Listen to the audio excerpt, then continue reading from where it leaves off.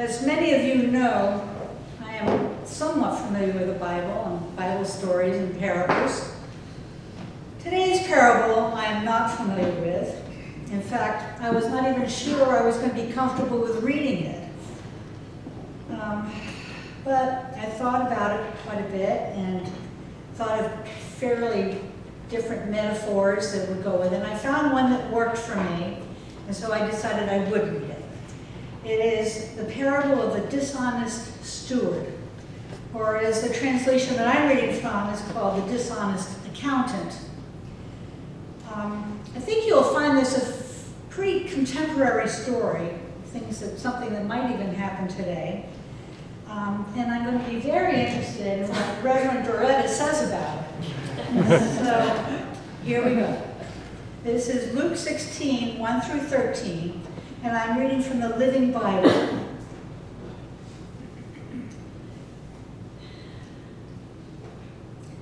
Jesus now told this story to his disciples.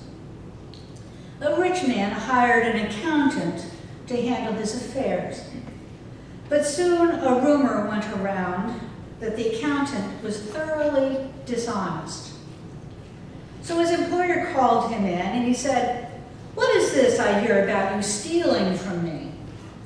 Get your report in order, for you are to be dismissed." The accountant thought to himself, "Now what? I am through here, and I haven't the strength to go out and dig ditches, and I'm too proud to beg. I know just the thing, and then I'll have plenty of friends to take care of me when I leave." So he invited in each one who owed money to his employer to come and discuss the situation. He asked the first one, "How much do you owe him?" "My debt is 850 gallons of olive oil," the man said. "Yes, well, here's your contract that you signed," the accountant told him. "Tear it up and write another that is for half that amount." "How much do you owe him?" he asked the next man. 1,000 bushels of wheat, was the reply.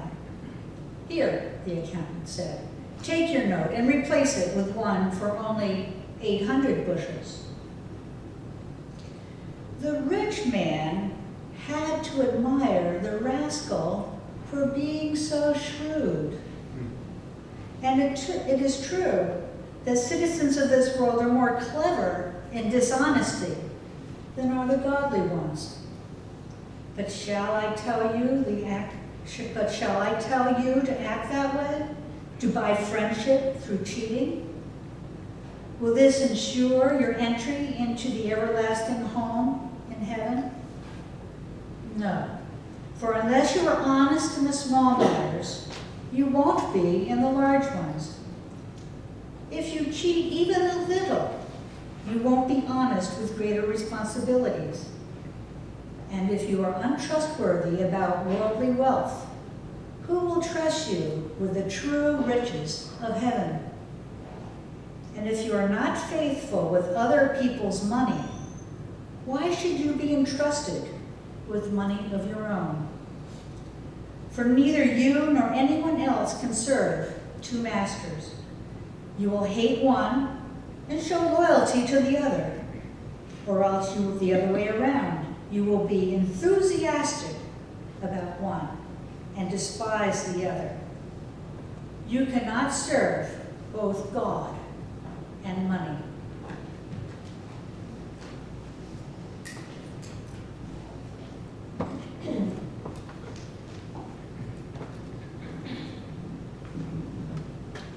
Jenny, thank you for sharing those words with us this morning. May God add a blessing to the reading and our understanding of these words. Please join me in prayer.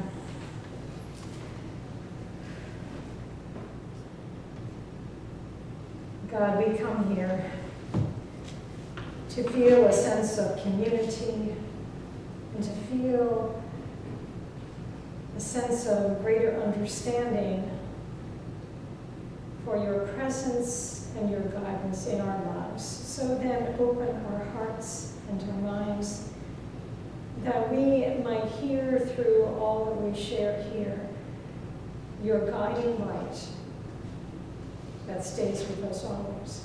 Amen. I have to admit that I keep going over this passage again and again. Yours was quite a favorable, Ginny, interpretation.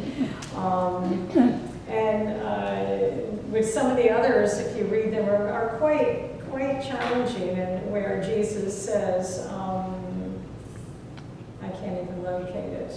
So make friends for yourselves by means of dishonest wealth. Well, we'll get to that in a few minutes. And whatever I do with this, I'm sure we could probably write a whole other sermon about it and come out a little differently. But here, let me just start back with something really kind of light and lighthearted. On Friday morning, as you know, I get up early. This time, though, I would have liked to stay in bed a little longer, but our dog, Bentley, he comes into the room, and usually he's really good about, if I say it's still bedtime, he'll walk back out and lay down and wait. But this morning it wasn't so. He didn't care. And so perhaps it was because he had to go out. Perhaps it was because he was really hungry and he's waiting for me to put some food in his dish. Or perhaps it was because he was already well rested and wanted to start his day. And maybe it was just a combination of all of those things. He really, as I said, is a good dog, and truthfully, I admire the rhythm of his life. He's pretty consistent about what he does most times, and I tend to not be so quite as rhythmic. And some mornings I wake up stiff, and my muscles are stiff, and my head is groggy, yearning to stay in bed a little bit longer and pull the covers over my head. Other mornings I'm ready to get up and put my feet on the ground and seize the day. And most mornings, though, I'm somewhere in between that, and I look forward to getting my cup of coffee and waking up so that my brain can talk to my body, and I just can kind of ease into the morning. But this particular morning when I woke up, I was a bit achy because Ted and I had been racing around on Thursday night, because you might remember Thursday how windy it was. And we have some pears and apples in our trees that we really wanted to get out. Not just because I was afraid that the wind would shake them down and then they'd fall and get bruised, but because something has been up there eating our fruit. I went to get our grapes the other day so I could make grape jelly, and there were two little grapes. So we wanted to get out there. So I was pretty tired. And so when I woke up, or when Bentley woke me up that morning, I really wasn't ready. The routine is that I get up, I let him out, and while he's out, I go get his food dish and put food in and put it down, and I open the door and he comes running in all happy and runs over to his dish. Well, that morning on Friday, I let him out, and I turned, and when I turned, I saw the horizon in the east. And the sky was so red and so gold. I put his food dish down, and I got my camera, and I ran outside. The dog, if he could scratch his head, he would have been like, "What is this?" But he patiently waited, lay down in the driveway while I ran around in my oohs and ahs and taking my camera and taking these pictures of this sunrise that just got more exquisite until it finally came up, and then I finally went in and fed my dog. I'm easily distracted by things of nature, as you know. And once I was weeding and I saw a Luna moth, and I had to work my way around so I didn't disturb the Luna moth's presence. Another time I was cleaning up brush along a rock wall, and this little bird called a junco was just kind of hopping along the rock wall wherever I went. And it wasn't until later I realized it was probably protecting its nest, because I learned that they make their nests in the ground. Well, so I guess I get so easily distracted because the beauty of our natural world fills me with such awe and wonder and reverence and deep gratitude. Even while I can't even get my mind around the awesomeness of of nature and all of creation, it still is, whether I understand how it is or not. So that kind of brings me to this head-scratching passage that we just heard read by Ginny this morning from the Gospel of Luke. I turned it over and over in my mind. I read it again and again. I looked up commentaries on it and am still uncertain about its intent. And somehow, over these many years of pastoring churches, I have never reflected on this passage. Now, I don't know whether I looked at it a few times and said, no way, I'll find something else. But I never have, except for the very last part about money, wealth, and God.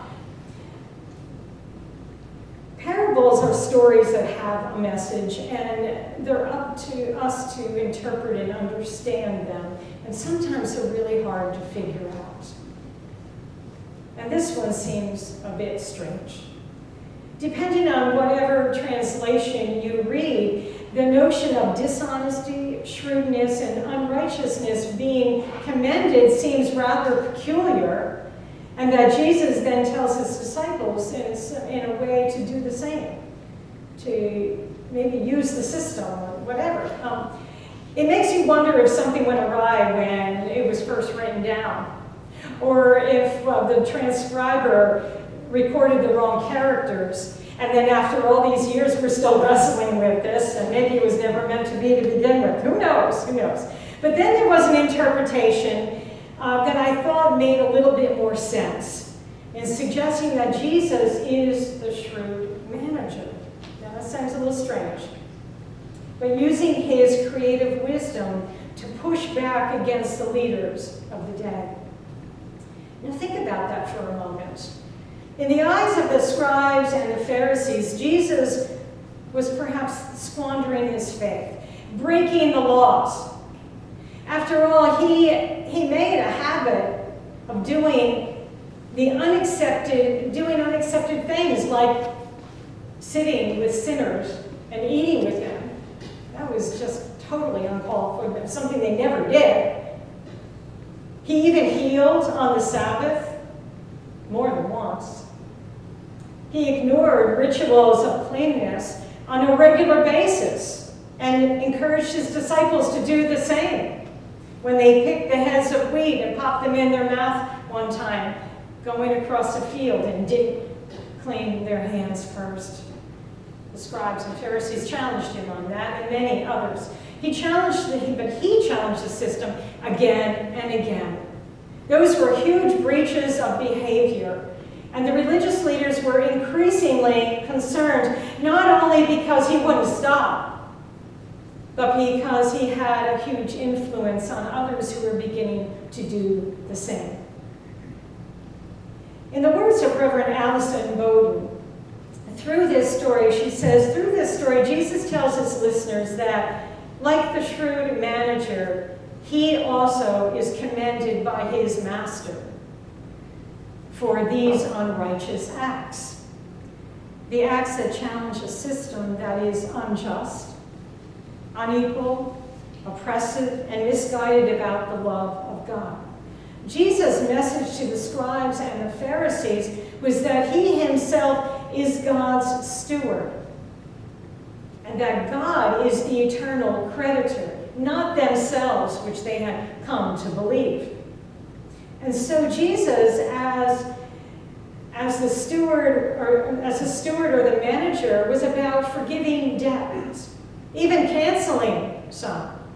He was doling out forgiveness and healings to point to the posture of God toward humankind. That no matter what, God is invested in creation, and we as a part of creation are cherished and deemed good, as is told in the creation story in Genesis. Just as the creation of every aspect of the universe was followed by the stamp of approval, and God said it was good, follow the creation of humankind. Our acceptance of that truth, our realization that there is nothing we can do to change God's perception of God's creation of us is all about grace, which is something that the religious leaders of that day could not understand, nor quite frankly most of us. It just is. I love how Bowden expressed her thoughts. Let me share these with you. The Pharisees pushed Jesus to the question, what is the ultimate standard of truth, the law, or is it love? And certainly we know the answer to that, right? Jesus said boldly that truth is love. All other standards of measure are thrown away. That is the thrilling, that is terrifying, that is grace. And in grace, she goes on, we discover that we do not know what we deserve. We get more than we give, and somehow we give more than we've got. All our spiritual math implodes. 1 + 1 does not equal 2, but at least 3, and maybe 3,000. In God's economy, we are not nickeled and dimed, she says, but the opposite. Christ is the shrewd steward who gives the nickels and the dimes that we never earned. Our awareness of this growth, as our awareness of this grows, so does our understanding of our inability to control. She says, here is where the Pharisees and I are wrong. We are not in control. We are neither scorekeepers or standard committees, and we should not want to be. Someone else does that. Someone so different from me and them and us, someone with a very different idea of who I am, who we are, of what is goodness and what is justice. Surrendering to God's gracious economy turns out to be a wonderful alternative to getting God to surrender to mine. And so perhaps this message reminds us in a strange way that in God's economy, in the perspective of our faith, what we think we can control, we can't. What we think we deserve, we don't. Who we think we are, we're not. For in the spirit of divine love, we are receivers of grace. There is absolutely nothing we can do about it. And furthermore, no matter how we see ourselves, we are beautiful and worthy of love. It is in that truth that we are to put our investment and with creative wisdom, work toward justice and love in our world as we push back on injustice and wrong. Reflecting back to my opening words of wonder about the beauty of the sunrise and the miracle of creation all around us, the magnificence is more than I or any one of us can really comprehend, and yet it is. It simply is. So it is with the grace of God that we are reminded as we turn this particular passage over and over again in an attempt to understand it. You see, God's economy is about God's investment in you and in me, and in the goodness of all that is when it eludes our grasp, even when it eludes our grasp. It just is, and we are to accept that as enough. In closing, I share that quote that is in the bulletin this morning by Barbara Brown Taylor.